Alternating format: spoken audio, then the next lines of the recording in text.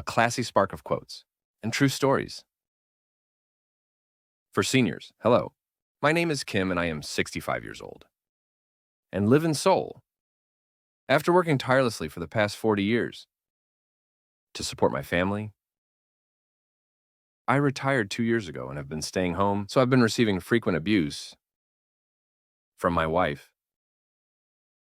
Now, I'm even starting to get harassed by people, saying things like, "You're just sitting there all day, watching TV like a rice bug." So I finally decided to divorce for my wife's happiness and went to divorce court, where I heard some unexpected and shocking words from the presiding judge. Not only I, but also my 2 married sons and daughters, who had agreed to the divorce, were shocked. "Madam, you have been secretly dating another man for the past 2 years, without your husband or children knowing?" The judge's question, which was asked today, is the essence of the shameful and shocking incident that I am telling you today.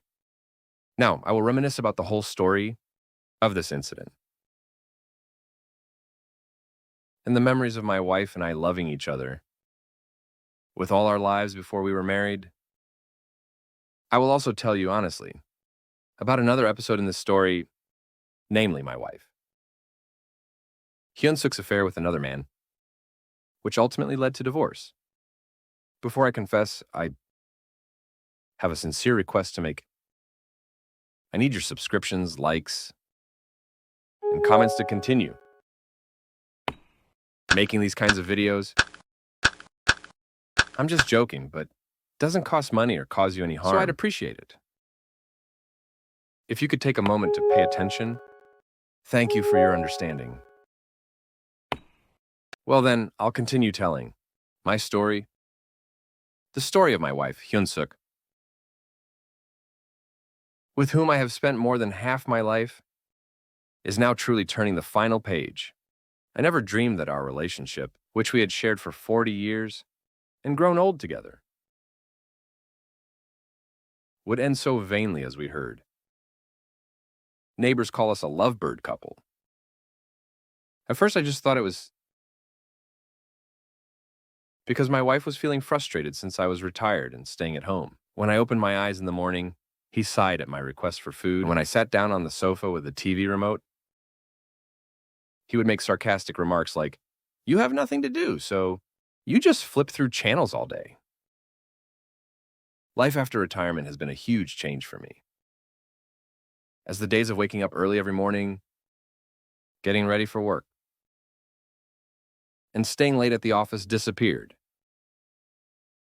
I felt a sense of emptiness and had to find a new routine. My wife seemed to have a hard time adjusting to these changes in me. Perhaps my wife also had her own routine and space, and it felt like I had barged into it. At first, I didn't think much of it. When I was working, I was someone who would leave work at dawn and come home late at night every day, so I thought it might feel strange and uncomfortable for me to stay at home all the time. But as time went on, my wife's complaints turned into outright accusations. "You're a breadwinner who can't even pay for your food. All you do is stay at home and breathe." These words tore at my heart. Every day, I was so embarrassed that I felt ashamed to even breathe. My wife seemed to constantly be asking me for something. Now that I'm retired, I've been urging people to help with chores, find new hobbies, or at least spend time outside, but I still haven't recovered from the after effects of retirement, when a sudden gap appeared in my life, which had been running along the same path for 40 years. I was at a loss as to what to do. Apathy weighed on me, and in that helplessness, my wife's nagging returned like a dagger. Every time I would blame myself, thinking, what did I do so wrong? He devoted his entire life to his family, earning money diligently to educate his children and buy a home. I tried to make sure Hyunsuk lived. A comfortable life? But what came back were words like a dagger. I'm getting smaller and smaller. I felt like my very existence was a sin in the house. I was afraid to even wake up in the morning, and mealtime felt like a battlefield. My wife's glare at the dinner table made me sick, and I couldn't swallow my food, even when I opened my eyes in the morning and went out to the living room. My wife was waiting for me in front of the already But her prepared expression looked table, cold and uncomfortable, as if she was treating me as a guest. Eat some food. There were many times when this one word felt like a sharp blade urging me on. While eating, no one spoke. Only the sound of spoons and chopsticks clinked together. Sometimes when I say, the side dishes are really tasty, my wife either just eats silently or responds with a short yes. In that silence, I began to doubt my own existence. Am I really worthy of being in this house? Is my very existence a burden to my wife? These thoughts kept running through my head. One day, my wife suddenly called me with a serious expression. My heart sank. I was afraid of hearing more complaints. But my wife unexpectedly said, "Honey, let's just live separately now." I couldn't believe my ears. What are you talking about?" I asked back in confusion, but my wife's expression was so determined. Her eyes were as cold as ice, and she felt no emotion. "I can't live with you anymore. You've become a burden in my life." The moment I heard those words, my heart felt like it was shattered into pieces. When my wife declared the end of our 40-year marriage, it felt like a denial of my entire life. It felt like all the effort, dedication, and love I had poured out over the years had gone up in smoke in an instant. It felt like a huge wave was coming and sweeping everything away. I was frozen in place and couldn't say anything. I sat there blankly for a while. My wife's words were a shock in itself, but at the same time, I felt a strange sense of liberation. It was a glimmer of hope that I might be able to escape this endless persecution and criticism. To be honest, my life after retirement was nothing but hell. It was so painful to be treated like a rice-eating slacker and treated as someone with no value. So even though my heart ached, I decided to accept my wife's offer. Yes, if it makes her happy, then it would be right for me to divorce her. If my existence is a burden to her, then it would be right to lighten the burden, I thought. At that moment, I felt like giving up everything. I had no more strength left to fight, no will to endure. All I wanted was to get out of this painful situation. I also had a vague hope that perhaps this divorce could be an opportunity for me to start a new life. Of course, that anticipation was mixed with a bitter sense of defeat and frustration. When I told my children this news, they were initially shocked. Since both sons and daughter were married and living with their own families, the news of their parents' divorce must have been like a bolt from the blue. I honestly told my children about the harsh abuse and criticism I had endured from my wife and the misery and despair I had felt. The faces of the children listening to me were a mixture of regret and anger. Especially the youngest daughter said, "Dad, how hard has it been for you?" "Mom, you've gone too far," she said with tears in her eyes.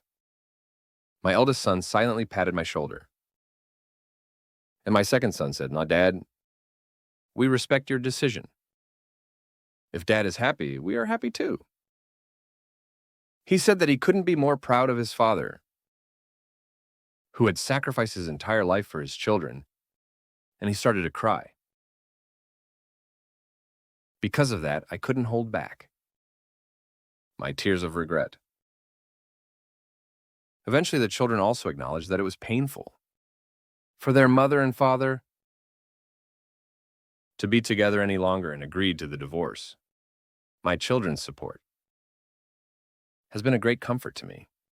At least my children understood me and stood by my side. That alone made me feel like I had won half the battle.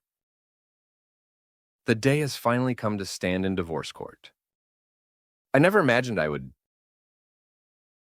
ever stand before a court of law in my life, standing alone in court without a lawyer. My hands trembled with nervousness. My wife appeared in court in a neat suit, and a strange man sat next to her. He was a very handsome man who looked much younger than his wife. I didn't have time to care who the man was. I just wanted this all to end quickly. My heart was pounding, and my hands were sweaty. I couldn't believe that. My 40-year marriage was ending. In this cold courtroom, it felt like a dream. But the reality unfolding before my eyes was so vivid. The trial began, and the judge asked several questions. I calmly talked about the situation so far. I explained the sadness and criticism I experienced from my wife after retirement, and how I decided to divorce for her happiness. I couldn't read the judge's expression. As he listened to my story, he just recorded my statement with a blank expression on his face. And the judge asked his wife an unexpected question. "Madam, do you have anything to say in response to what your husband said?" he asked. The wife hesitated for a moment, then sighed. A subtle expression passed across her face. It seemed like a mixture of hesitation and resignation. And then he started making an unbelievable confession. "Yes, Your Honor, the truth is, I've been seeing another man for the past 2 years. Those words from my wife's mouth were like being hit in the head with a hammer. My 2 sons and daughters sitting next to me also looked at each other in shock. The children's faces were etched with betrayal and confusion. At that moment, I thought my heart stopped. 2 years ago, it was exactly the same time. I retired and started staying home. My mind became even more confused when I realized that the man who had been sitting next to my wife all along was none other than the other man. I felt a tremendous sense of betrayal and humiliation at the fact that all the accusations, insults, and divorce demands he had poured on me were all because of this man. The judge continued his questioning calmly. "Madam, you've been seeing another man for the past 2 years, right?" When I asked, "So, was it because of this man that you spoke harshly to your husband and asked for a divorce?" The wife nodded and answered in a small voice, "Yes, that's right." The moment I heard that, my mind was filled with images of a baby struggling to get out of a mud puddle with a torrential downpour, and I became confused in an instant. I had decided to divorce for my wife's happiness, but the realization that I was actually being used for her infidelity was truly devastating. My eyes went dark, and I felt like all the blood in my body was rushing to my head. I couldn't believe that the wife I loved, the woman I had devoted my entire life to, had deceived and betrayed me like this. When I realized that all the times he had bullied me, called me a rice grubber, and treated me like I had no value. It wasn't because he was simply tired of me, but because he had another man. I felt a humiliation beyond words. I felt like my 40-year marriage had been ruined in an instant. It was a shock, as if my entire life was shrouded in lies. All this time, I've only thought about my wife's happiness. If I were a burden,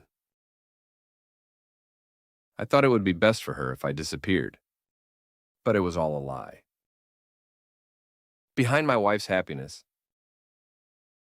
there was betrayal and deception directed at me. I was overcome with anger, betrayal, and unspeakable shame. I felt like my 40-year marriage was being completely rejected. All the times I endured, being treated like a rice porridge by my wife, being hurt by every word she said flashed before my eyes. I felt like an idiot. My wife had already left me and was dreaming of a new beginning with someone else. The fact that my wife was whispering sweet nothings to another man while I was at home listlessly made me even more miserable. I remembered myself staying up late at night, unable to sleep, tormented by my wife's cold attitude. I felt so ashamed of myself. The secret hidden behind my wife's smile, the betrayal in her cold gaze, has now become clear. I was so shocked that I wanted to collapse. On the spot, the trial didn't end that day. After confirming my wife's infidelity, the judge asked me to tell more and provide additional evidence. As soon as I heard the judge's instructions, my 3 children, without a word, began to hire a full-time attorney for me, and my newly appointed attorney immediately began collecting evidence of my wife's infidelity. When I realized that my wife's harsh words, which had been harassing me for so long, were actually a means to drive me out, it felt like all the puzzle pieces were falling into place. The countless insults and accusations I endured were justifications for my wife to start a new life. With the help of a lawyer, I thoroughly collected evidence of my wife's infidelity, messages exchanged between the wife and the man, photos taken together, and records of places the two visited together were submitted to the court. As each piece of evidence comes to light, my wife's face turned pale, and her lawyer offered no rebuttal. My children also came to court, expressed their shock at their mother's affair, and testified on my behalf. My children's testimony was a great strength to me, and it put even more pressure on my wife. This entire process was painful for me, but at the same time, it was a necessary step to uncover the truth and receive a fair reward. Several more trials followed. My wife eventually admitted to all of her affairs, and I filed a claim for alimony from her. At first, I was willing to give up everything for my wife's happiness, but after learning this truth, I could no longer do that. I wanted a compensation for the 40 years I lost and the mental anguish I suffered. During that time, my children also supported me and said that I should be held accountable every time I faced my wife. And that man in court, I couldn't hide my anger and disgust. Their brazen attitude further provoked me, and I vowed to ensure they received just judgment. As I recalled my first childhood meeting with my wife, Hyunsuk, and our passionate love and marriage. During our teenage years, the rage of betrayal that stabbed me to the core made me suffocate. Well then, let me briefly reveal my true feelings through the story of my first love with my wife Hyunsuk and I. First met when we were 18 years old. Of course, since I was 19 years old and a year older, he always called me Appa and followed me around. But should we say that Hyunsuk and I had different social standings? As the daughter of a very poor family, she couldn't easily enter my relatively wealthy home. At that time, my father was in the construction business and had a large house and a lot of wealth. So he was nicknamed Wonam in the Gyeonggi-do region. And at that time, our housekeeper, Mr. Kang, took care of all the miscellaneous tasks, such as farming and building management. His daughter was my current wife, Hyunsuk. I remember my mother scolding me whenever she had the chance, saying, "Don't play near that girl named Hyunsuk, the daughter of a low-class butler." However, as we were young and secretly met each other, as if we were brother and sister, we soon became close. As that love grew older, it was around the time when love began to blossom in secret. The real estate price crash, which was a huge national tsunami at the time, caused my entire family to go bankrupt, and my father, who had been so healthy, collapsed and passed away from a heart attack.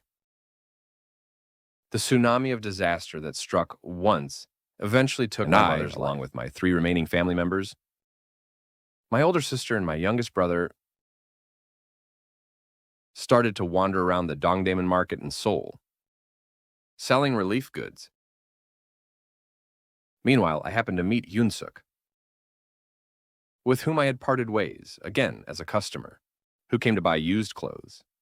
I was so happy and tearful at that time. I was talking all night long, reminiscing about the love I'd only seen in movies and dramas. And Hyunsuk suddenly asked me, "You're old enough, aren't you going to get married?" And then dashed off saying, "If you have nowhere to go, live with me." I thought it was nagging if I said it twice. We said we would get married right away. Gathered a few of my older sisters and younger siblings, took some pictures, rented a small restaurant, and had the wedding ceremony, and officially entered into our married life. After giving birth to a son and a daughter, we got jobs at a small construction materials company and started our full-fledged life as salaried workers. It would not be an exaggeration to say that he worked tirelessly day and night for over 40 years to support his family. Anyway, my wife, who cruelly trampled on this feeling of ardent first love and committed adultery with a younger man. No, now she is my wife. I think Hyunsuk's actions, which are too embarrassing to even mention, deserve to be criticized, but at the same time, when I think of old times, I feel a sense of regret. But doesn't another question suddenly arise here? How did Hyunsuk, now his ex-wife, and that young man meet? It was because of the trot craze. That is popular these days, right? According to the investigation of my attorney, since 3 to 4 years ago, all the housewives in our country have been joining the trot craze, going from event hall to event hall to going to adult nightclubs, where trot music is popular at night, or cheap Kolotex, where they easily hold hands and dance with strange men. And the housewives' deviance has gotten worse. My ex-wife Hyunsuk also sneaked into this craze and met that younger man. But surprisingly, this young man is a so-called jebijok, a gangster who goes around claiming to be a dedicated dance instructor, who teaches dance to housewives and extorts money from them. It's really shocking. How can you commit adultery just by holding hands and dancing with a respectable man's wife? Anyway, as the trial dragged on, my heart grew weary, but at the same time, my yearning for justice grew stronger. Ultimately, the court ruled that my wife should pay me substantial alimony. It was the end of a long 6-month fight. I was in a daze as I left the courtroom. The outcome was the same divorce. But the truth I learned along the way left a deep scar on me. My heart, which had prayed for my wife's happiness, was torn to pieces. I will no longer love my wife. No, I was so ashamed of myself for loving her, not my wife. The moment I left the courthouse, the cold air brushed my face. But the emptiness in my heart grew even larger. It felt as if a heavy burden I had carried for a long time had been lifted, but in its place remained unhealed. Wounds and a bitter sense of betrayal. My children supported me and comforted me, saying, "Dad, it's over now." It's okay, but I couldn't look them in the eye because I felt so pathetic and miserable. Now I have to start a new life. The unexpected divorce at age 65 was a huge ordeal for me, but I also think it could be a new opportunity. Of course, I still feel like I can't do anything because the wounds are too deep, but I will rise again. I have children who support me, and I still have days left to live. Through this tragic experience, I will become stronger and wiser. Through this whole process,